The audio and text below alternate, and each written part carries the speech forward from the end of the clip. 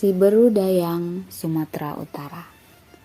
Dahulu kala, di daerah Tanah Karo, Sumatera Utara, berdirilah sebuah kerajaan yang dipimpin oleh raja yang arif dan bijaksana. Masyarakat hidup makmur dan sejahtera.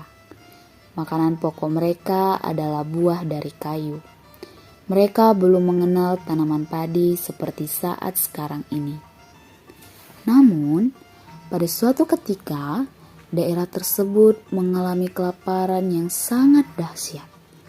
Hal tersebut dikarenakan oleh kemarau yang panjang, sehingga tanaman yang akan berbuah menjadi layu. Ibu, aku sangat lapar. Aku lapar. Sabarlah nak, mudah-mudahan kemarau ini akan berakhir dan kita bisa makan kembali seperti biasanya. Ibu, aku sangat lapar. Aku sudah tidak kuat, Ibu. Bertahanlah nak, Ibu akan mencari cara agar mendapatkan makanan. Sebenarnya, Ibu Siberut tidak bisa menahan kesedihan karena anak sematawayangnya sakit dan terkulai lemas karena kelaparan. Dia hanya berharap bencana kelaparan akan segera berakhir. Namun, hal yang sangat menyedihkan terjadi. Siberut tidak kuat menahan rasa laparnya. Siberut akhirnya menghembuskan nafas terakhirnya di pangkuan sang ibu. Anakku, bangunlah nak, jangan tinggalkan ibu. Anakku, maafkan ibu yang tidak bisa memberimu makan di saat kemarau ini. Bangunlah nak, bangun. Sabar Bu, si Berudayang sudah tenang. Ibu jangan menangis, kasihan si Berudayang. Mari Bu, kami bantu pemakaman si Beru. Terima kasih Bapak Ibu semua. Hari demi hari dilalui sang ibu dengan rasa kesedihan yang mendalam akibat ditinggalkan oleh orang-orang yang dicintainya. Sang ibu akhirnya memutuskan untuk mengakhiri hidupnya. Dia pergi ke sebuah tempat di ujung desa untuk mengakhiri hidupnya. Tuhan, ambillah nyawaku seperti Engkau mengambil nyawa anakku. Maafkan Ibu Dayang, Ibu akan menyusul kamu.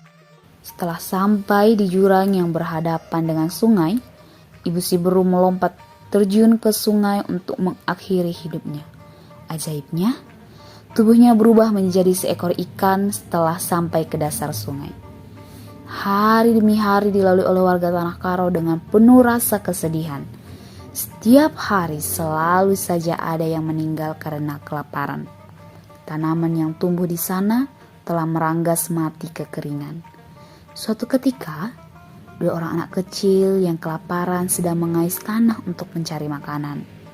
Mereka berharap agar menemukan sesuatu yang dapat dimakan.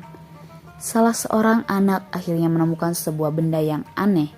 Kamu tahu buah apakah ini? Aku juga tidak tahu. Mungkin orang tua kita tahu nama buah ini. Baiklah, ayo kita bawa ke rumah agar orang tua kita tahu. Akhirnya mereka pulang dengan membawa buah berbentuk labu yang belum diketahui namanya. Namun tidak ada yang tahu buah apa yang ditemukan. Bahkan raja dan rakyatnya juga belum mengetahui nama buah tersebut. Salam yang mulia raja, apakah yang mulia tahu buah ini apa? Aku tidak tahu nama buah tersebut. Apakah yang lain tahu nama buah itu? Kami tidak tahu yang mulia karena baru kali ini melihat buah seperti itu. Namun tidak lama kemudian muncullah suara gaib yang datang dari langit.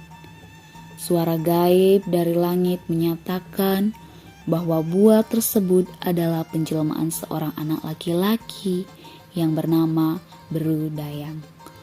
Anak laki-laki yang meninggal dunia karena kelaparan yang melanda negeri itu. Potonglah buah itu menjadi beberapa bagian yang halus. Lalu, tanamlah bagian-bagian buah itu. Apabila potongan buah itu kalian rawat dengan baik, niscaya buah itu akan menjelma menjadi tanaman yang dapat kalian makan. Mudah-mudahan tanaman itu akan menghilangkan wabah kelaparan di negeri ini.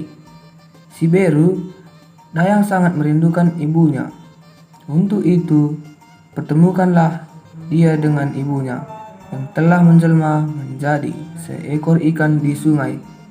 Sang raja akhirnya memerintahkan rakyatnya untuk menuruti suara gaib itu.